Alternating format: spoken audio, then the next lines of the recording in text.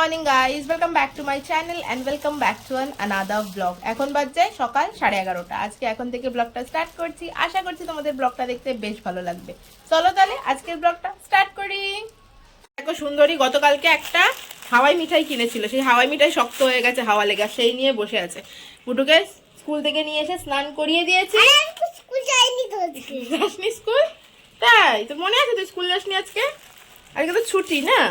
কিসের ছুটি আজকে বলতো? জানিস আজকে কি আছে? কি আছে? আজকে ঈদ, তাই জন্য ছুটি। আজকে পুজো? পুজোই, একটা পুজোই বাবা। বুটুর তো স্নান হয়ে গেছে, 11:30 বাজে। একটু বাদে খাওয়াবো, এখন একটুখানি খেলা করুক, তারপরে একটু বাদে লাঞ্চ করবে, তাই তো? তো প্লাস্টিকটা মুখে দিচ্ছিস কেন? হ্যাঁ হ্যাঁ, গ্লাস নিয়েছিস কেন রে? দুধ আনতে যাবো।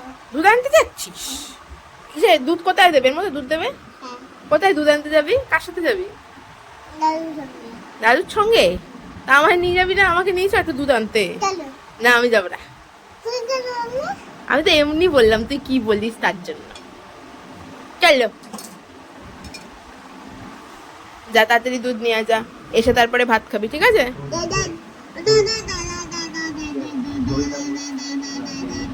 ওরম কয়ে না। হি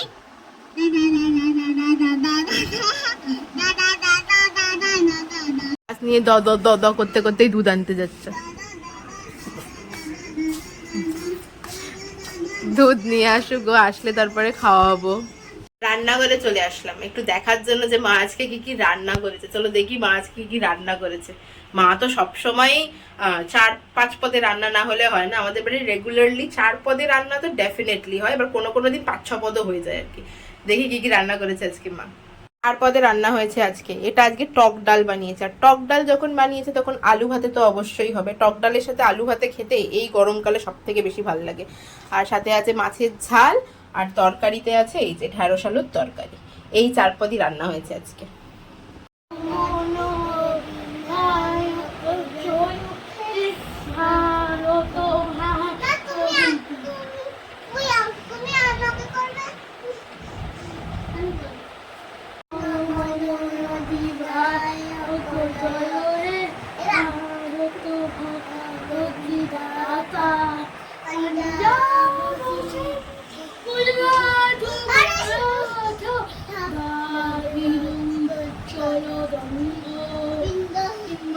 চলো যমুনা গঙ্গা, চলো চলো বিতরঙ্গ, তব শুভ নামে জাগে, তব শুভ আশিস মাগে, হে তব জয় গাথা, জনগণ মঙ্গল জয় হে।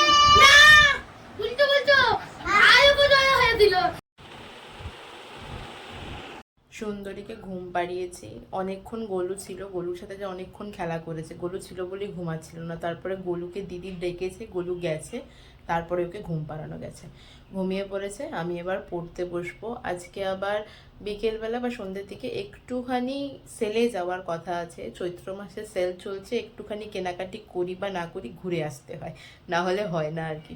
তো এখন পড়তে বসবো, তারপরে বুটু ঘুম থেকে উঠুক, তারপরে দেখছি কি করি আর কি। যাবো কি না যাবো জানি না, ভেবেছি যাব, আবার নাও যেতে পারি, কোনো কিছু ঠিক নেই আর কি। তো এখন আমি একটুখানি পড়াশোনা করব, তারপরে দেখা যাক কি হয়। রেডি হয়ে গেছি, আমরা যাচ্ছি আজকে সেলে ঘুরতে।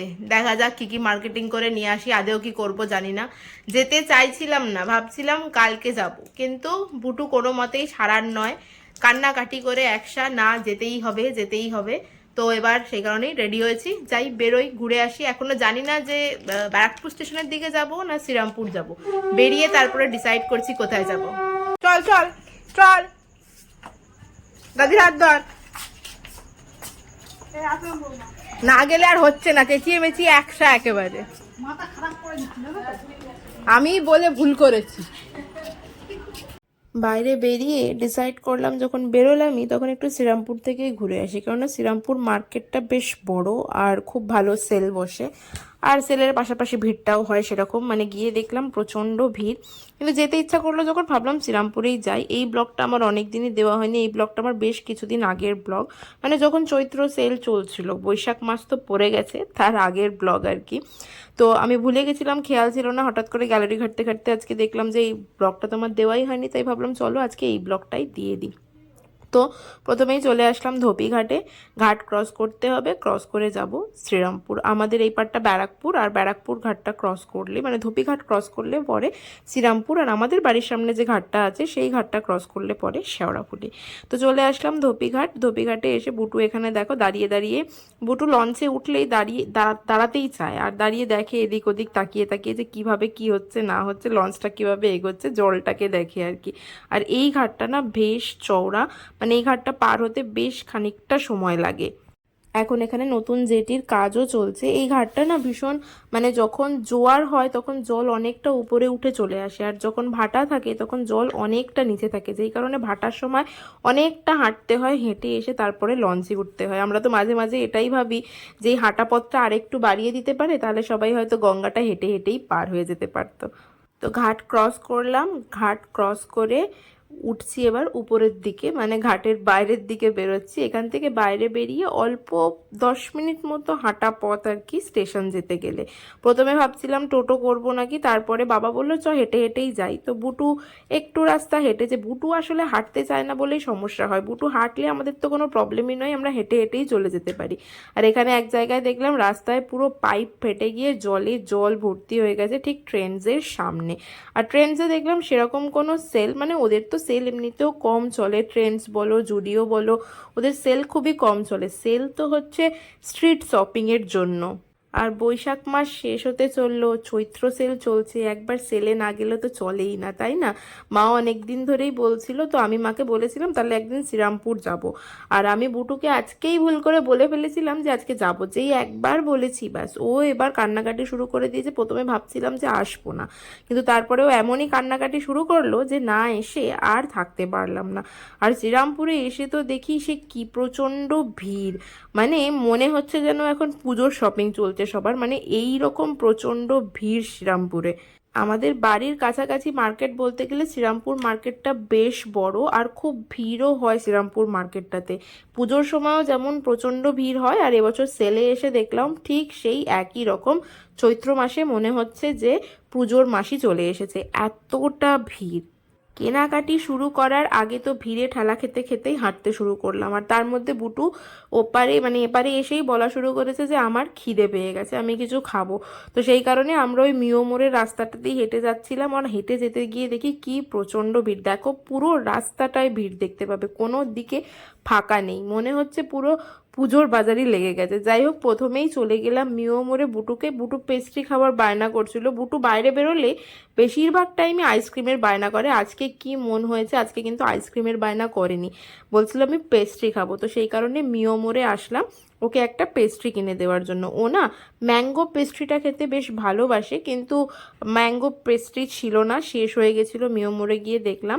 তো তারপরে ওর জন্য একটা হ্যাজেলনাট পেস্ট্রি নিলাম, যেটা বুটু অ্যাজ ইউজুয়ালি পুরোটা খায়নি। বুটু এমনিতেই পুরো মানে পেস্ট্রি বাড়িতে নিয়েও যখন আসি তখনও খুব একটা খায় না, হয়তো ওপরে চকলেটগুলো একটু খেলো, তারপর আর খায়নি। যাই হোক, ওকে একটুখানি পেস্ট্রি খাইয়ে নিয়ে বাবাকে বললাম যে এইদিকে রাস্তায় যখন এসেছি চলো তাহলে একটু পাপড়ি চাট খেয়ে নিই।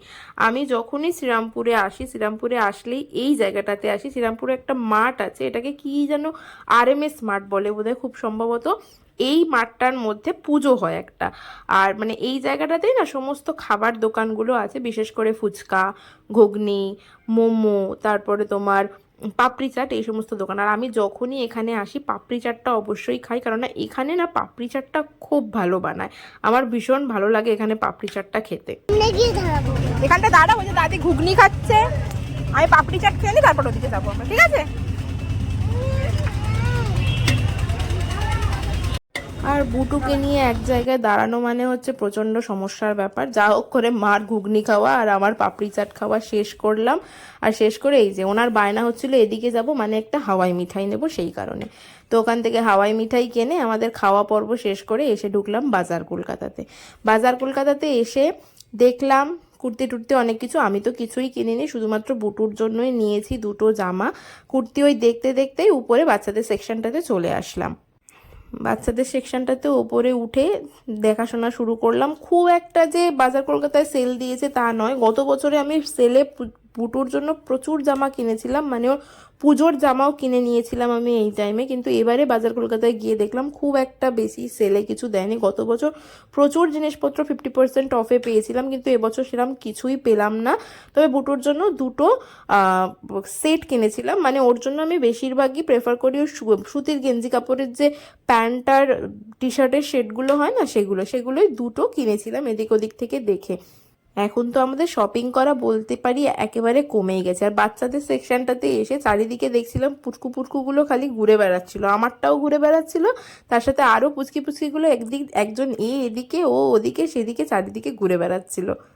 বুটু তো চারদিকে ঘুরছে, দেখেছো কি করছে। আর এইখানে না ভয়েস ওভার করা ছাড়া আর উপায় থাকে না, কেননা বাজার কলকাতাতে সবসময় গান বাজতে থাকে, আর এগুলো এমনি ভিডিওগুলো দিলে না কি হবে, কপিরাইট আসবে। সেই কারণে ভয়েস ওভার করা ছাড়া উপায় নেই। আর এই পুচকিটাকে দেখো, ওর মা ওকে টেনে নিয়ে যাচ্ছিল যে ওইদিকে চ, কিন্তু ও কোনো মতেই যাবে না। ওর মাকে ধরে টেনে রেখে দিয়েছে যে না, ও যাবে না। আমার তো এখন শপিং করা এক প্রকার কমে গেছে বললেই চলে। এখন অনেক কম করে দিয়েছি শপিং করা। মানে আগে এমন ছিল, আমার কলেজ ছিল বালিগঞ্জে, একদম গড়িয়াহাট মার্কেটের সামনে।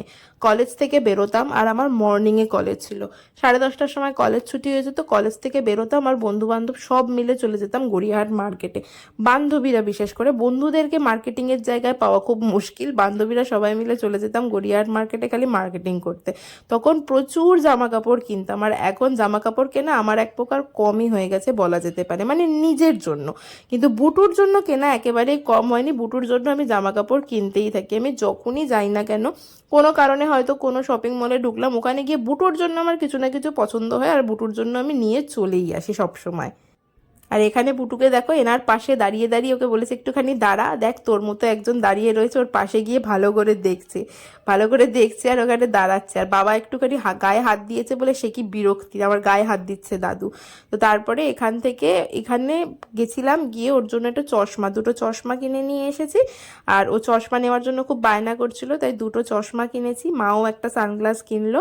কেনাকাটির পর্ব মোটামুটি শেষ করে এবার আমরা আবার যাচ্ছি ধোবিঘাটের দিকে। এবার ঘাট ক্রস করতে হবে, অনেকটাই রাত হয়ে গেছে, যেহেতু বেশ খানিকটা রাত্রে বেরিয়েছিলাম, মানে আমাদের বেরোতে বেরোতে তো 7টা বেজেই গেছিলো, তাই অনেকটাই রাত হয়ে গেছিলো ফিরতে ফিরতে।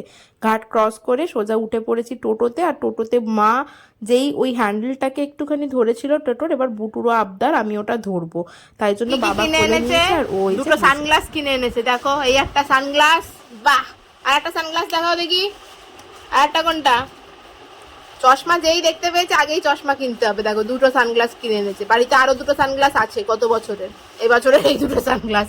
আর তার সাথে এই যে জামা, এই একটা জামা কিনেছি আর এই একটা জামা কিনেছি। বুটুর পয়লা বৈশাখের জামা এই দুটো, তাই তো? কোনটা পরে চড়কের মেলা দেখতে যাবি, আর কোনটা পয়লা বৈশাখের দিন পরবি বল? এটা কবে মেলা দেখতে যাবি? আর পাশে ওখানে মোমো পড়ে রয়েছে। আর এটা পয়লা বৈশাখের দিন পরবি? আচ্ছা ঠিক আছে ওটো। এবার স্ট্যাচু হয়ে গেলে কেন, জামা ছাড়ো, ডিনার করো আর ঘুমাও এবারে। ডিনার মানে কি তুমি বলো? মোমো খাবি তুই এখন? মার্কেটিং শেষ করে বাড়ি আসলাম ফাইনালি। 10টার বেশি বাজে, বুটুকে এখনো অবধি খাওয়ানো হয়নি। বুটুকে এখন ডিনার করাতে হবে, তারপরে ঘুম পাড়াতে হবে। অনেকটা লেট হয়ে গেল আজকে, আসলে গেছি এত দেরি করে না, যাওয়ার ইচ্ছাই ছিল না, যাওয়ার ইচ্ছা না থাকা সত্ত্বেও যেতে হয়েছে। 7টার বেশি বেরিয়েছি, যেই কারণে এত ভিড়। আর এত ভিড় শ্রীরামপুরে, মানে বলার কথা না। মানে শ্রীরামপুর মার্কেটটা তো ভীষণ বড়, আর শ্রীরামপুরে না প্রচণ্ড ভিড়ও হয়। মানে এই দেখো পয়লা বৈশাখের টাইমে, মানে চৈত্র সেলেও ভিড়, পুজোর সময় এরকম প্রচণ্ড ভিড় হয়। যাই হোক, চলো আজকের ব্লগটা এখানেই শেষ করছি। তোমাদের সাথে দেখা হচ্ছে আবার নেক্সট ব্লগে। ততক্ষণ পর্যন্ত সবাই খুব হ্যাপি থেকো এবং খুব পজিটিভ থেকো। আর আমার ব্লগটা ভালো লাগলে do like, share and subscribe করতে কিন্তু ভুলো না। ওকে, চলো টাটা অ্যান্ড গুড নাইট।